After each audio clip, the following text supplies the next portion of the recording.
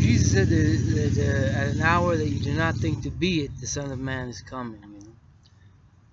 Paul says, do not let that day overtake you as with thieves, because you are children of the light, children of the day, and don't sleep as the rest. But Jesus was even talking to his disciples when he says, an hour that you do not think to be it, the Son of Man comes, you know. And all this garbage that we have going on today is just going to continue and continue and continue. The only thing that's going to break it up is when Jesus Christ does return.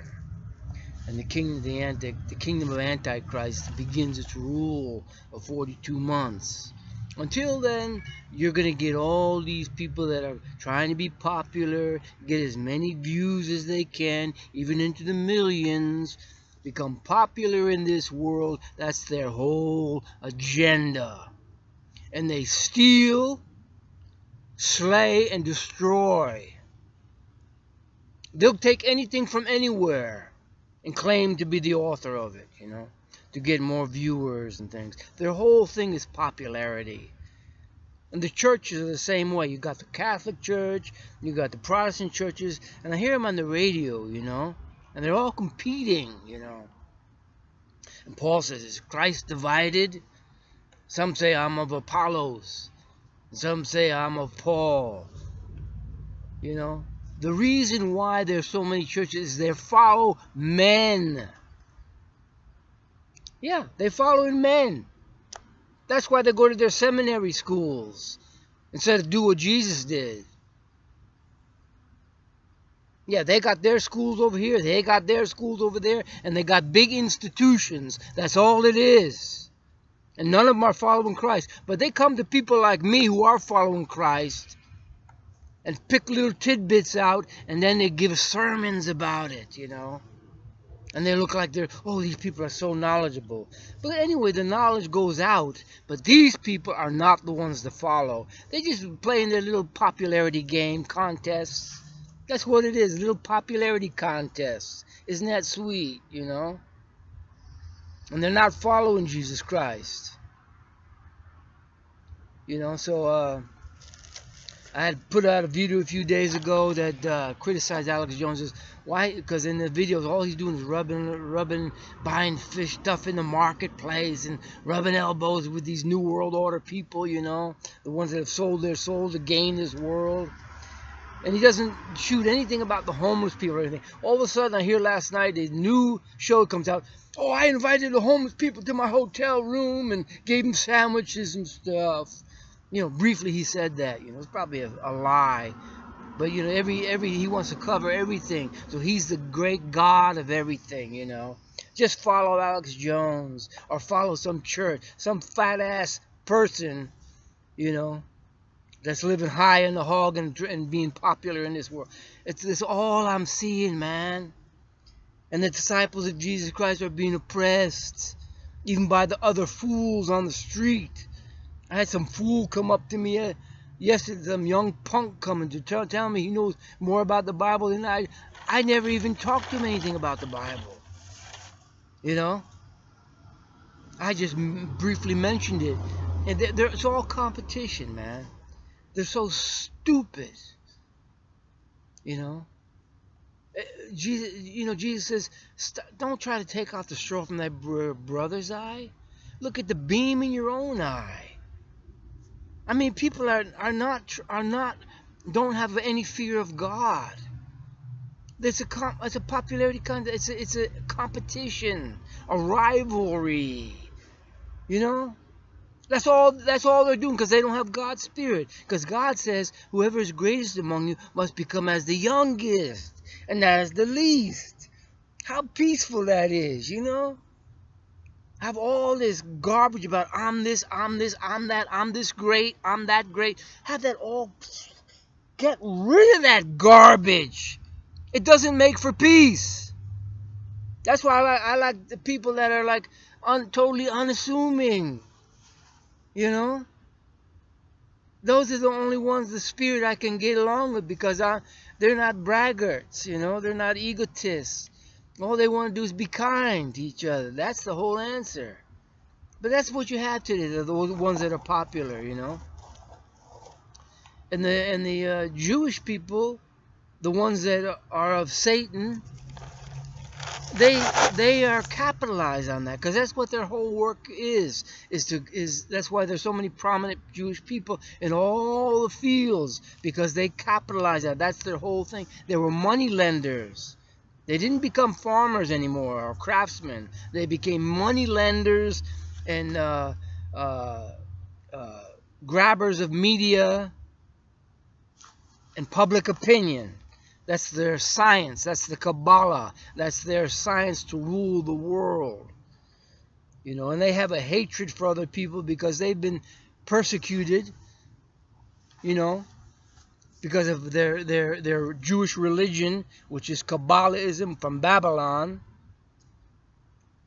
And they have, you know, rule the world. It's amazing the power that they have, and they will continue to have until they put their Messiah in Jerusalem, and then they believe they can really rule the world, which God will give to them for 42 months.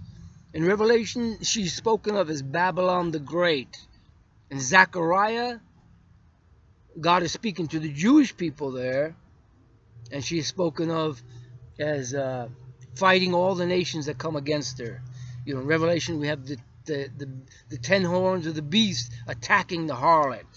In Zechariah you have all the nations assembling against Jerusalem. And in Zechariah it speaks of a pro-Jewish outcome. And in the book of Revelation, but in the book of Revelation, the Christian scriptures, we see how Babylon is utterly destroyed, and she's burned up with fire, and they eat up her fleshly parts. But in Zechariah, we see that 2/3 is going to be cut off, and the third part will I bring to the fire, and that's the remnant. You know, those that really believe in the covenant of God, that aren't into that Jewish Kabbalah crap. There's a lot of Jews that actually are anti-Israel in the Palestinian conflict, because they know that they said this is not of God, man. This is their schemes. And these Jews, even the secular ones that keep their mouth shut, you know, and they're put aside as being nothing. You never hear about them, you know. But I've met them, and they're decent people, man. And they would never turn me in or, you know, anything like that. They're decent people. And they live over there in Israel too. And they're going to be brought to the fire. See, and then that's when it says in Zechariah, they will look at me whom they pierced, and they will mourn for him as for an only son. Every tribe that remains, they will mourn for him. Their wives apart and the husbands apart. They're going to be mourning, the great mourning. As in Hadad-rim, you know, every family that survives will mourn, and they will find Jesus Christ. But not now, because they got them sucked into that thing. Where even if a Jewish person marries a Gentile, many times they're disowned. You're no longer my son. You're no longer my daughter. You are cut off from the Jewish family forever. That's the kind of pressure that's on them, you know. But when Jesus Christ returns, things are going to start happening, man. Things are going to start rolling. Until then, you just got these pathetic thieves that want to be in popularity contests, you know. And God allows that for a time, you know. But the true disciples of God, we are chastised, you know. We are disciplined by God. We're not living high in the hog. You know, we have to suffer, as even in Isaiah it says, you are like a city that is no one ever visits, you know, no one walks through. But then it says that, and then you will be called Beulah, you know, a city not forsaken. But right now we're forsaken. The true disciples of Jesus Christ are forsaken in this world. We are not of this world. We have no part in this world. We have no place. We have no love from this wicked world that seeks to dominate everything, and is a big competition rivalry, dog eat dog even. Even if they can be a popular Christian, they'll dog eat dog to get that position, you know. Not follow Jesus Christ. They don't want to do that because that involves all the suffering and pain of being an outcast. So they won't go that way. No, these greedy people and they do not have the Holy Spirit. All they do is compete for this world. But those that know God know His love, man, like nothing ever before. And that's why we follow the Lamb wherever He goes, man. It's the love of God that strengthens us, that keeps us alive. No matter how low you get, the love of God can pick you up.